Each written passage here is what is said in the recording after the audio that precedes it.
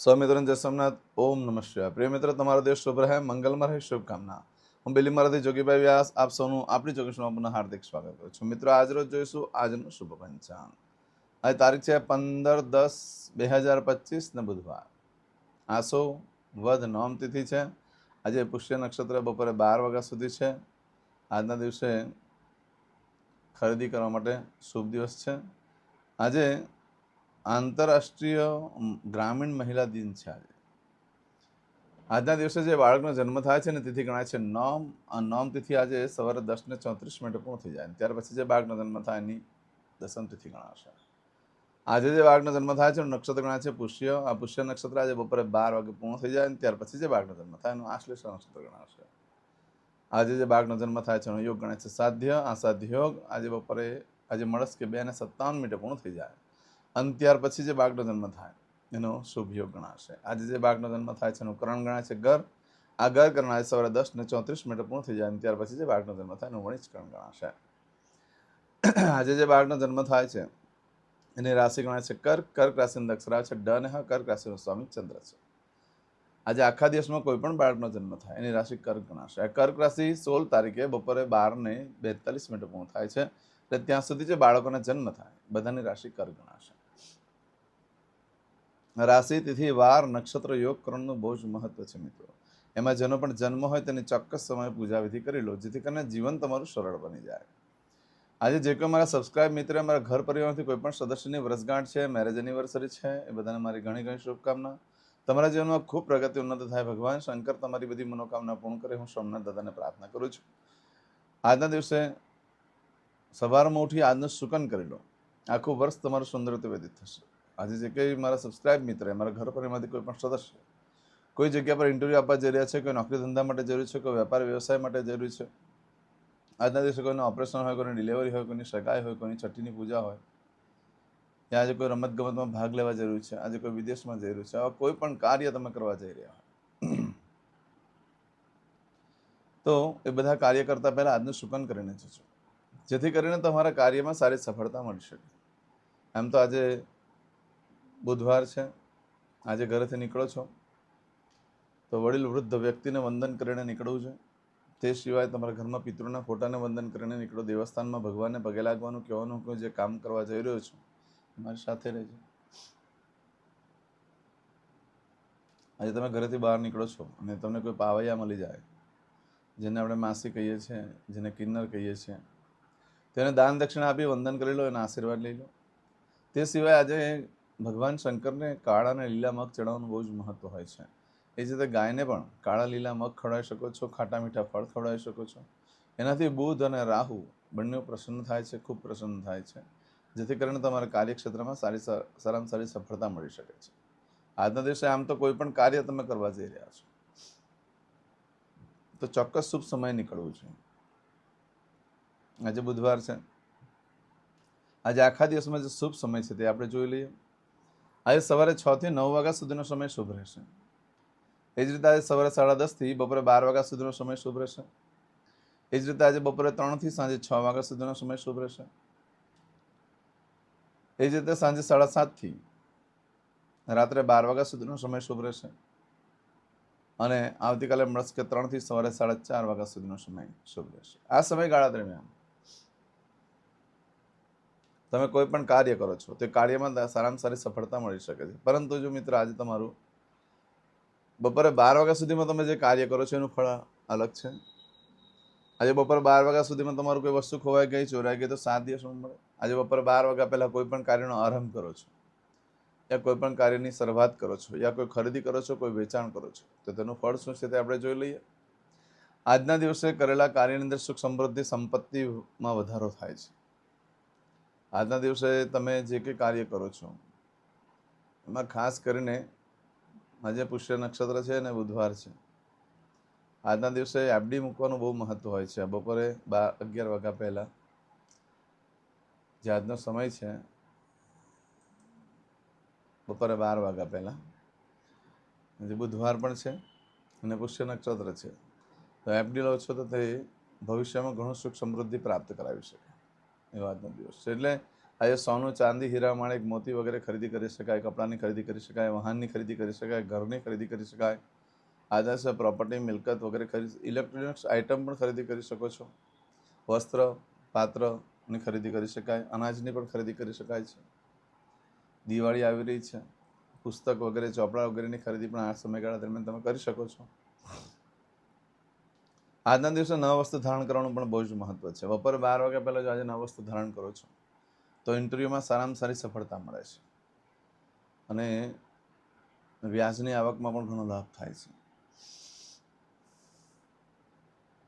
પરંતુ મિત્રો આજે બપોરે 12 વાગ્યાથી લઈ આવતીકાલે બપોરે 12:42 સુધીમાં તમે જે કાર્ય કરો છો એનું ફળ બદલાઈ જાય છે. એમાં જો તમારી કોઈ વસ્તુ ચોરાઈ ગઈ કે ખોવાઈ ગઈ તો મળવાની શક્યતા બિલકુલ નથી. આ સમયગાળા દરમિયાન કોઈ પણ કાર્યનો આરંભ ન કરશો, ન કોઈ ખરીદી, ન કોઈ વેચાણ, ન કોઈ કાર્યની શરૂઆત. કારણ કે આજે તમે જે કંઈ કાર્ય કરો એ બાબતો બધી ખુલ્લી પડી જાય, જાહેરમાં આવી જાઓ, બધાને ખબર પડી જાય અને તમને એનાથી જોખમ વધી જશે. ધારો કે કોઈ સોનાની વસ્તુ ખરીદી કરી તો તે બજારમાં જાહેરમાં આવી જશે કે તમે આ ખરીદી કરી છે, તો તમને એનું જોખમ વધી જશે, ચોરાઈ જવું, ખોવાઈ જવાની પણ શક્યતા રહે. કોઈ નવો ધંધો, વેપાર ચાલુ કરશો તો એમાં અમુક વસ્તુ ગુપ્ત રાખવાની હોય છે, તે જાહેરમાં આવી જશે, જેથી કરીને તમારો ધંધો પણ નહીં ચાલે અને એવી રીતે તમને પછાટ ખાવી પડે કે તમારો આત્મવિશ્વાસ ડગી જાય. ફરી પાછા તમે કોઈ કાર્ય કરવા માટે પણ પ્રેરાશો નહીં. માટે આજે બને ત્યાં સુધી આ સમયગાળા દરમિયાન ન કંઈ ખરીદી કરો, ન કોઈ વેચાણ કરો, ન કોઈ કાર્યનો આરંભ કરશો. નવા કપડાં પણ નહીં પહેરતા આ સમયગાળા દરમિયાન, ન તો ફાટી જાય એને રફું કરાવવું પડે. એ બધું તો ઠીક છે, પરંતુ એટલું બધું માનસિક ટેન્શન આવી જાય, તમે ડિપ્રેશનમાં જતા રહો આજે જો નવા વસ્તુ ધારણ કરો છો તો. કોઈ જ્યોતિષની મુલાકાત લેવી પડે તો જ તમને મનને શાંતિ થઈ શકે. માટે બને ત્યાં સુધી આજે કોઈ નવા વસ્તુ પણ ધારણ ન કરશો. આવું બધું જે ફળ છે તે આજે બપોરે 12થી આવતીકાલે બપોરે 12:42 સુધીમાં મળે. મારા વિડીયો તમે જુઓ છો તો યુટ્યુબ ચેનલ પર જુઓ અને એની પર જ મને કોમેન્ટ્સમાં જય સોમનાથ લખીને મોકલાવો. જેને કોમેન્ટ્સમાં મને યુટ્યુબ ઉપર જય સોમનાથ આવે છે એના માટે હું ભગવાનને પણ પ્રાર્થના કરું છું. તો ચોક્કસ મને એની પર જય સોમનાથ લખીને મોકલાવજો. આજે કરશો આજનો સંકલ્પ, ચમચીમાં પાણી લઈ લો. અદ્યતન માસને માસોત્તમ પરમ પવિત્ર અશ્વિન માસે શુભે કૃષ્ણ પક્ષે નવમ્યાયામ સૌમ્યવા શરણવિત્તાયામ. હવે દરેક જણા પોતાનું સાચું નામ બોલી દો. તમારું ગોત્ર ખબર હોય તો ગોત્ર બોલી દેવાનું. પછી બોલવાનું છે અહમ, મમ, આત્મન, શ્રુતિ, સ્મૃતિ, પુરાણોક્ત, પુણ્ય, ફલ, પ્રાપ્તિ, અર્થમ, અપ્રાપ્ત, લક્ષ્મી, પ્રાપ્તિ, અર્થમ, પ્રાપ્ત, લક્ષ્મી, ચિરકાલ, સૌ, રક્ષણાત્મક, લોકેવા, સભાયામ, રાજદ્વારે, વ્યાપારે, વિદ્યા અભ્યાસે, દેશે વિદેશે, સર્વત્ર, યશ, કીર્તિ, વિજય, લાભાદિ, પ્રાપ્તિ, અર્થમ, મમ, અખિલ, કુટુંબસ્ય, આયુ, આરોગ્ય, ऐश्वर्यादि, प्राप्ति, अर्थम, मम, जन्म,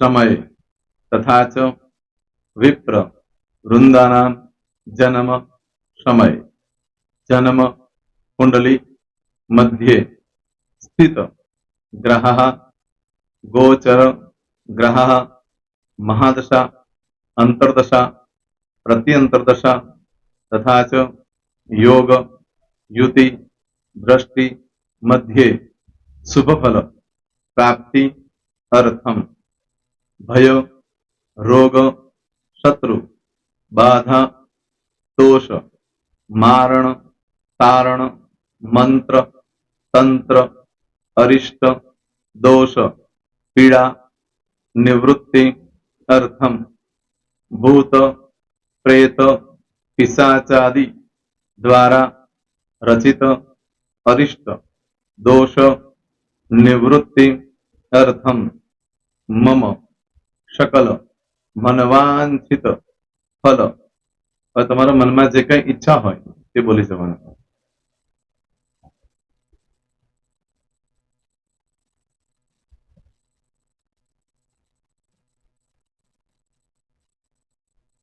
બોલવાનું અનુસારત સકલ મનવાંછિત ફલ પ્રાપ્તિ અર્થમ. હવે જે બરકતની પૂજા વાળા છે એ લોકો તો આ બધું બોલવાનું જ હોય છે, એ લોકો માટે કોઈ સ્પેશિયલ નથી. પણ જે લોકોએ હવે જે કહું છું તે લોકોએ જ બોલવાનું, જેના લગ્ન થઈ ગયા હોય એ લોકોએ બોલવાનું છે. મમ દાંપત્ય જીવન મધ્યે સુખાકારી પ્રાપ્તિ અર્થમ પુત્ર પૌત્રાદિ સંતતિ પ્રાપ્તિ અર્થમ. આ સંતાન પ્રાપ્તિ વાળા માટે પણ આવી જાય છે એમાં. દીર્ઘ આયુ આરોગ્ય ઐશ્વર્યાદિ પ્રાપ્તિ અર્થમ. તથા ચ, હવે જેના લગ્ન નથી થયા તે લોકોએ બોલવાનું. મમ જટટી વિવાહ યોગ પ્રાપ્તિ અર્થમ વિવાહ પશ્ચાત દાંપત્ય જીવન મધ્યે સુખાકારી પ્રાપ્તિ અર્થમ. હવે જે લોકોને સંતાન પ્રાપ્તિ નથી, જે લોકોને સંતાન પ્રાપ્તિ છે કરવી છે એ લોકોએ બોલવાનું. મમ દાંપત્ય જીવન મધ્યે સુખાકારી પ્રાપ્તિ અર્થમ તથા ચ દીર્ઘ આયુ આરોગ્ય ઐશ્વર્યાદિ સમન્વિત સંતતિ સુખ પ્રાપ્તિ અર્થમ. હવે જે અભ્યાસ કરી રહ્યા છો છોકરાઓ વિદ્યાર્થીઓ છે તે લોકોએ બોલવાનું છે. મમ વિદ્યા અભ્યાસ મધ્યે ઉત્તરો ઉત્તર પ્રગતિ ઉન્નતિ સાનુકૂલતા પૂર્વક દિવ્ય સફળતા પ્રાપ્તિ અર્થમ. હવે જે લોકો વિદેશમાં જવા માંગતા હોય કે શીખમાં જવા માંગતા હોય, મતલબ ભારત દેશની બહાર જઈને ધંધો વેપાર કરવા માંગતા હોય એ લોકોએ, અથવા વિદેશ જવા માંગતા હોય કાયમ માટે, એ લોકોએ બોલવાનું છે. મમ જટટી વિદેશ ગમન યોગ પ્રાપ્તિ અર્થમ વિદેશ ગમન કાર્ય મધ્યે સાનુકૂલતા પૂર્વક દિવ્ય સફળતા પ્રાપ્તિ અર્થમ. આરોગ્ય વાળા બોલવાનું છે, જેને આરોગ્યની પૂજા આપેલી હોય એ લોકોએ. એમ તો દરેક જણા જ બોલવાનું છે. બોલો મમ આયુ આરોગ્ય ઐશ્વર્યાદિ પ્રાપ્તિ અર્થમ.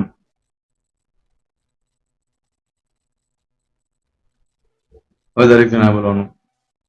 સકલ મનવાંછિત ફલ પ્રાપ્તિ અર્થમ અદ્ય દિને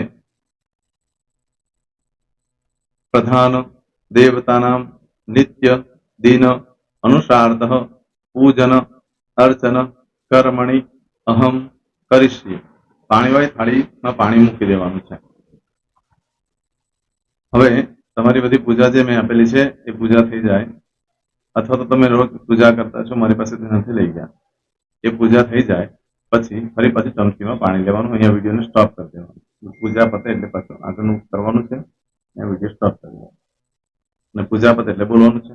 વિષ્ણવે વિષ્ણવે વિષ્ણવે નમો નમઃ વિષ્ણુ સ્મરણા સર્વમ પરિપૂર્ણ અસ્તુ. એતાની ગંધ પુષ્પ ધૂપ દીપ નૈવેદ્ય તાંબૂલ પ્રદક્ષિણા સહિત પ્રણુ મમ સકલ મનવાંછિત ફલ પ્રાપ્તિ અર્થમ પૂજન અર્ચન પ્રિયદાન ન મમ. પાણી મૂકી દેવાનું, પાછું પાણી લેવાનું. પૂજન અર્ચન બ્રહ્માર્પણમસ્તુ. નીચે જમીન પર પાણી મૂકો, એમાં આંગળી ઘસી કપાળમાં તિલક કરી દો. કપાળમાં જમીન પર પાણી મૂક્યું છે એમાં. ત્યાર પછી ભગવાનને કહેવાનું કે હે પ્રભુ, આજે પૂજા કરતા કઈ પણ પ્રકારની ભૂલચૂક થઈ ગઈ હોય તો અમને ક્ષમા કરજો.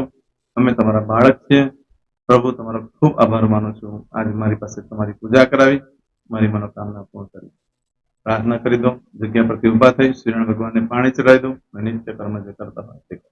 જય શ્રી. તમારો દિવસ શુભ રહે, તમે અને તમારો પરિવાર સુખી રહે, સંપન્ન રહે, સુરક્ષિત રહે, એ ભગવાન સોમનાથ દાદાને પ્રાર્થના. તો મિત્રો, તમે મારા વિડીયોને લાઈક ના આપી હોય તો સૌથી પહેલા લાઈક આપી દો, અને ત્યાર પછી જો તમે મારી આ ચેનલ સબસ્ક્રાઇબ ન કરી હોય તો સૌથી પહેલા સબસ્ક્રાઇબ કરી લો અને બેલ આઇકોન ઓલ પર ક્લિક કરવાનું ભૂલશો નહીં, જેથી કરીને સૌથી પહેલા નવી વિડીયો જે કંઈ મૂકું એ તમને મળે.